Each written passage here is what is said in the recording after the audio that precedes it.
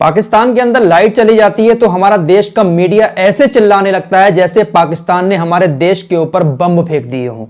हमारे देश की मीडिया में हड़कंप मच जाता है कि पाकिस्तान में लाइट चली गई, लेकिन हमारे देश के अंदर रोजाना महिलाओं के साथ गैंगरेप करके उनको मार दिया जाता है, लेकिन हमारा मीडिया खामोश रहता है। दिखावे के तौर पर एक आध शो कर देते हैं उस केस को लेकर, उसके बाद शांति छा जाती है मीडिया पर।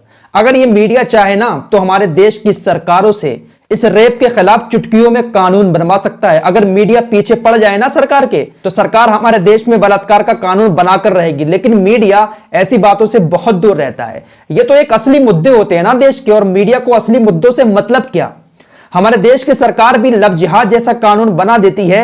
यूपी के अंदर लव जिहाद कानून बना, मध्य प्रदेश के अंदर लव जिहाद कानून बना, लेकिन जिस कानून की सबसे ज्यादा जरूरत है वो कानून अभी तक कहीं नहीं बना है। यूपी के बदायूं में जो कुछ हुआ था आपको पता होगा। वहां पर एक महिला के साथ पुजारी ने मिलकर, दो लोगों के साथ मिलकर एक महिला के साथ गैंगरेप किया, उसके बाद प्राइवेट पार्ट में एक लोहे की सरिया डाली।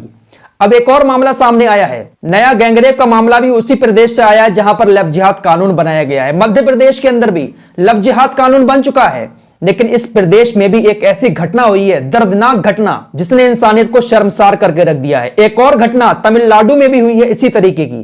तो पहले आपको मध्य प्रदेश की घटना बताता हूं। यह मामला अमीलिया थाना अंतर्गत क्षेत्र का है, जहां पर तीन लोग एक महिला की दुकान पर जाते हैं। एक महिला गुटखा, पानी वगैरह ऐसी छोटी सी एक किराने की दुकान चलाती थी। तो तीन शख्स उसके दुकान पर जाते हैं और जबरदस्ती उसको उठाकर ले जाते हैं, उसके साथ गैंग रेप करते हैं और उसके बाद 4 फुट की सरिया उसके प्राइवेट पार्ट में डाल देते हैं। 4 फुट की लोहे की सरिया महिला के प्राइवेट पार्ट में डाल दी जाती है, जिसके बाद वहां के जो चिकित्सक होते हैं हॉस्पिटल में जाकर सरिया निकाली जाती है उस महिला की। उसके बाद प्रशासन की निगरानी में महिला का इलाज चल रहा है। तो यह कांड भी मध्य प्रदेश के अंदर हुआ है। वहां पर भी लव जिहाद का कानून बन चुका है, लेकिन जिस कानून की सबसे ज्यादा जरूरत है वो कानून अभी किसी प्रदेश में नहीं बना है, पूरे देश के अंदर नहीं बना है। इस कानून को तो पूरे देश के अंदर लागू होना चाहिए। आइए आपको लिए चलता हूं तमिलनाडु के अंदर। मंदिर के अंदर इंसान सेफ होता है, मंदिर के अंदर भगवान को याद करने जाती हैं महिलाएं, और वहां पर ही उनके साथ दरिंदगी हो जाए तो फिर इंसान क्या करे। बदायूं के अंदर आपने सुना होगा, एक महिला पूजा करने मंदिर में गई थी, वहां पर पुजारी ने 2 लोगों के साथ मिलकर गैंगरेप किया था, उसके भी प्राइवेट पार्ट में सरिया डाला था। तमिलनाडु के अंदर एक विधवा औरत जो मजदूरी करती थी, उसको 2 लोग कथित तौर से मंदिर के अंदर ले जाते हैं और मंदिर के अंदर ले जाकर उसके साथ गैंग रेप करते हैं। यह घटना तमिलनाडु के नागपट्टिनम की है। यह महिला 40 वर्ष की बताई जा रही है। पुलिस ने इस बात की जानकारी दी और दोनों लोगों को गिरफ्तार कर लिया है।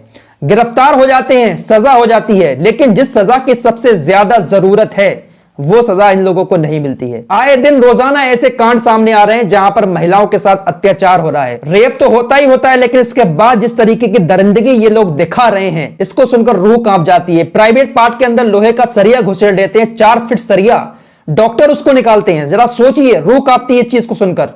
और इन लोगों को सिर्फ इतनी सी सजा मिलती है कि इनको जेल के अंदर डाल दिया जाता है। इनको भी दर्दनाक सजा मिलनी चाहिए, तभी ऐसे लोग सुधरेंगे। बहुत अफसोस होता है जब ऐसी घटनाएं सामने आती हैं। सरकार कुछ तो एक्शन लो, कोई तो ऐसा कानून बना दो जो ये लोग डर सकें। आखिर इन लोगों के दिलों से कानून का डर निकल क्यों गया है? क्यों ऐसी घटनाएं बार बार सामने आ रही हैं? समझ ही नहीं आता है।